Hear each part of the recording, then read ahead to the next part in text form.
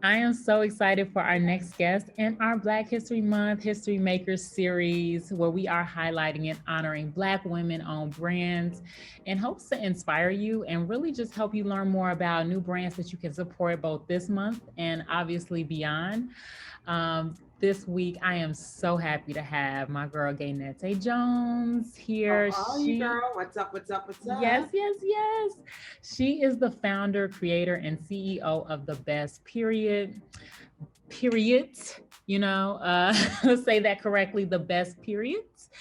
It is a menstrual care brand making that time of the month cool and comfy, which is has been really hard to do for many brands, but they are doing it. Gayneté is the epitome of a multi hyphenate. She is a leading business consultant, a best-selling author, the host of the phenomenal and one of my favorites, the Freedom Slay podcast. And now I guess she was kind of bored. So she recently just launched in the past year or so, right? Yeah, January marked a year. That's right. But she launched the Best Periods, who is disrupting the fem care industry and is really literally converting people left and right to menstrual cups. And I'm one of those people with their first product, the menstrual cup. Not only is it healthier for our bodies, but it's better for the environment, our wallets, and of course, our time. So it's a lot of things happening in your world and in your space. So thank you so much for your time. I'll pop it off with our first question, which is when and why did you decide to start your business? This is hilarious. So we're going to talk about Best Period, and you were a big piece of when I started and how it came about. I was actually interviewing you for my Freedom State podcast because you're amazing like that. And in the podcast, you were talking about creating Glow by Day. And at that time, I'm like, I would love to create a physical manifestation of something I've thought up. So I've done e-courses in the past. Of course, I have the podcast, I have my book, which, I mean, a book's a physical thing, but it didn't feel like a real product. And I'm like, that would be so dope. Like, I want to create something. But at the time, I didn't know what that was going to be. I knew I wanted to create something that solved a real problem, but I hadn't quite figured out what that problem was that, I wanted to solve. But after speaking with you, I got to thinking about it. I spoke to your sister a few weeks later, so shout out to Gina. And it just lit a fire under me. And, my period came on very shortly afterwards. And I'm like, grabbed a back cup and I'm like, this is it. I want to change everything I hate about menstrual cups. And that's where it started. I mean, menstrual cups is where we began, but I always say it's not a menstrual cup brand. It's really just, it's a menstrual care company that is shaking ground, and we really are looking to just revitalize how people talk and speak about periods and interact with their periods. So it's definitely the start of a mega brand, is what I like to call it. Yes, I mean, I can attest. I mean, this is like a short little blurb here, but I was always like, I could never do a cup. I could never do a cup. Like, and what I love about the Best Period and just the the overall brand is that the relatability of it. And just obviously knowing you and listening to your podcast, like your voice is in my head quite a bit. So, but you have been able to translate that over into the brand and making it a relatable brand. So it really is great at educating people about how to use the cup itself, especially if you're someone like me who I just didn't think that I would be able to do it. I just didn't. And the way the pamphlets are made, the information online, it just makes it much easier for you to try it and then ultimately just fall in love with it. So I love that. I love that story. I'm Um, happy to hear that. I mean, that's a big part of it, is creating that relatability within the brand, because it has this space has been pretty sterile for so long, and not just sterile in look, but in voice and everything. So we really mhm. want to shake things up in that. I love it. I love it. Who would you say is or was your biggest inspiration in business or in personal? Girl, I am inspired daily on my timeline. I'm inspired. Hmm. I'm inspired by people I meet all the time, and even those I don't meet, like I said on my timeline, like you and your sister, I think you guys are dope. You're always doing something that gets me excited. Just this morning, I was looking at Shantae Lundy, someone else I had on my podcast. She has Black Girl Sunscreen, and she's done so much with, from when I spoke to her in 2020 to now in 2022, just seeing how much it's grown. That type of stuff's inspiring to me. And of course, you have your Rihanna's. She's an island girl. I'm an island girl. Right. You know, so she's another one. I'm like, yes, girl. Tell them forget that album. You got things to do. You know, watching Beyonce's Homecoming, like it all inspires me, and I think that's what's beautiful about life.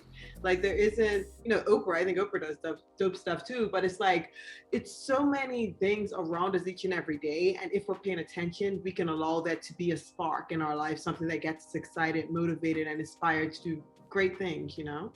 Yeah, I love that and I love the fact that nowadays people are more reachable, not even in the sense of like reaching out to them personally, but just like, oh, I see more of their life. I feel like I can really be that because I see more of, you know, who they are, their story, their background. It's not so, you know, probably when we were growing up, it was so like, oh, they're only on TV. Now it's like, no, I see this person picking up their kids and dropping them off, and they still are running this amazing company.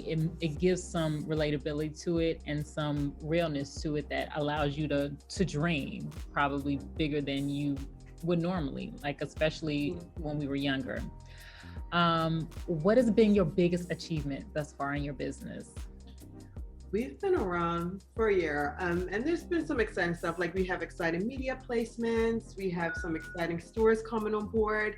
But truly, the thing that I feel is the biggest achievement, the thing that gets me most excited, is getting those DMs where people say, you know, I have PCOS, and this has made periods 100 times better for me. You know, hearing these stories on a daily basis from people who are using our products, that to me is the most game changing. You know, Yes. when you know you're changing real people's lives and not just, you know, you're on a magazine or you're, you know, you're on the internet. It's like, okay, that's great in theory, but what am I doing on the ground? That's where it really matters. That's where the work gets done. So those are the kinds of things that get me excited. So having those DMs of people excited for their period coming on, which sounds insane, but it's because we have a cute case and, you know, people want to pull it out. So it's a lot of things that just get me excited, but they mostly happen in the DMs for me, for sure. Yeah, and that's another no. So and this is what I try to do, and sometimes it will escape me, but I have to remember how important it is when you do have experiences, especially with emerging companies that are independently owned, reviews, social proof, those things are so important. So I just encourage you, if you are having a good experience with the company, shout it out, let the people know. Please. I mean, first thing I do usually, you know, I obviously double tap, thank them, you know, speak to them and say, hey, can I screenshot that and share, you know? And then the next step would be, you mind sharing that on the website, you know, if you purchase the cup. So reviews mean the world to entrepreneurs. And I mean, reviews are like pulling teeth for anyone. I remember even when I wrote my book, but when you look at books like The Alchemist, that's been translated into 80 languages, sold millions and millions and millions of copies all over the world, they have a couple thousand reviews, which in the scheme of things is less than 1%. Right. So you realize that even there, you know, people have a problem sharing positive feedback. Well, not necessarily a problem, it's an additional step. And it's just reminding yourself to do it for other businesses and not being afraid to ask for that feedback yourself for your business. And even if it is like feedback in the sense of like how it could be better, what do you want to see more of? Like it always doesn't even have to be one or the other, like I love it or I hate it. It could be I like it, but it would be better if, because that's allowing us to grow as innovators and creators. And that is so important. It's everything to a business, any business really, but especially ones that are, you know, still continuing to like evolve and emerge into this space and finding like how we can better serve our audiences. So 1000%. Yeah, it's Yeah. like the YouTube thumbs down. Like I remember when I used to do YouTube videos frequently. I'm like, give it a thumbs up or a thumbs down, whatever. Just give that feedback, right? It Right. doesn't have to be positive if that's not your true experience, because it's all about the authenticity of it all for sure. And Exactly. having that feedback that may not be as positive can help someone, like you mentioned, just can help them recreate what they did to be better, not just for you, but for other people as well. So 100% share it all. I love it. Now, I know I'm a little biased because I know some of your story, but what would you say is a challenge that you've had to overcome in this journey of entrepreneurship because you've been doing it for so long in so many different facets? What's a challenge that you've had to overcome and how have you moved through that? Girl, challenge is like synonymous with entrepreneurship. The most like not recent because I mean every day there's something. It's always a little bump somewhere, right? Right. Um, I would say one that was a super frustrating challenge, which you would know about, would be the Amazon thing. For us, I applied to get Best Period on Amazon long before we launched January 2021. I applied in April 2020 to start the process. I didn't get on till October 21. So it was over a year and a half of me trying to set this up. And I'm like, I've done everything the legit way. We have our trademark. We have it, it's OBGYN approved, it's FDA registered. Like we've done and Hmm. ticked all the boxes. And it was just the biggest headache. And because, I mean, at the time I was living in Bermuda, I'm now in Canada, but not being there to be able to just like I like knocking on doors. Listen, you're not listening, I'm showing up. And I couldn't do that. But it happened, and I think a large part of that is because not just with this instance, but with anything. I had a conversation with a friend yesterday talking about it. If it doesn't get done, if something happens, if I face a challenge, for me it's never, failure is not an option. Like I only think you can fail if you stop, like if you give up. Like there's little small short-term failures, but at the end of the day, if you don't stop, you can't fail. And I'm like, this chick refuses to give up. You can't stop Hmm. me. Hmm. Cue DJ Khaled. Like I'm coming up with another one. You can't stop me. Like, so at the end of the day, I'm like, no matter what gets thrown at me, like I will find a way to get up. If it requires me climbing tooth and nail, I'll do it because I don't see no quit. There's zero quit in me.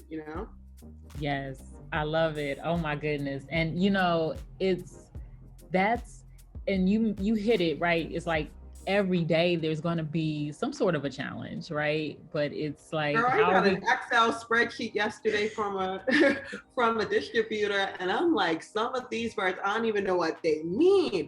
But you know Mhm. what? Google University is it. We have people in our corner that can also assist with different things. So there's always something that's gonna, make you tilt your head to the side, like WTF is this? But you get over it. Like you move through it, Yeah, figuring it out. movement it's amazing what movement will do to attract the right things. So just Yeah. continue to move and And talking everything will about fall it, into letting place. people know. Like every chance I got, I was talking about Amazon all the time because somebody's got to know somebody. Like, Mhm. so it helps. It all I helps. love it. Yes.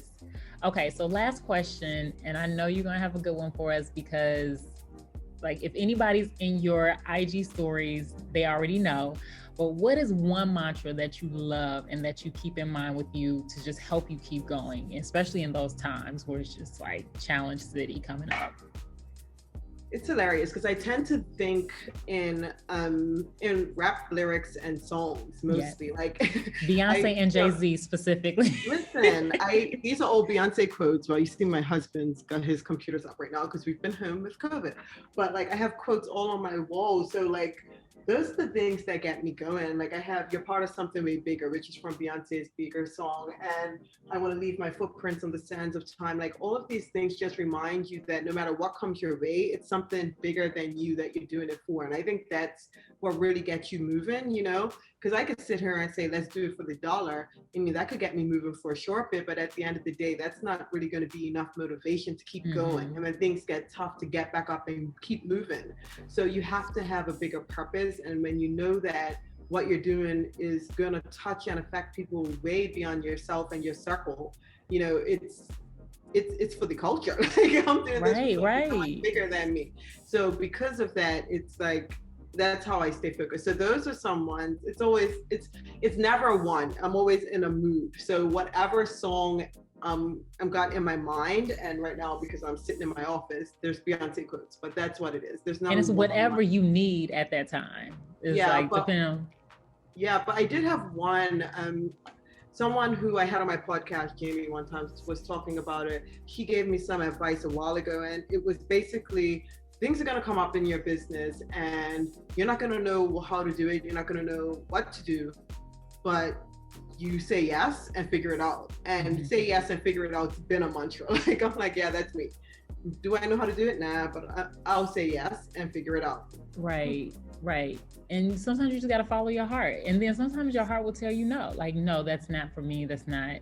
I'm a And big gut feeler. Like, yeah, it's some things that make all the sense in the world on paper, but if it doesn't feel right, like it's off. Like, nope, sorry. I don't even need to give you a reason why. The answer is no. You know, and right. it's never scared me wrong up until this point. So I have no, you know, no reason to stop trusting the gut. Yes, yes. Well, Gayneté, I want to thank you so much for your time today. You know, one of the things that I love and is learning about Black-owned brands that I can support in the different aisles. I think we know a lot of, maybe just because I'm in the space, we know a lot of beauty space Black-owned brands that we can support easily.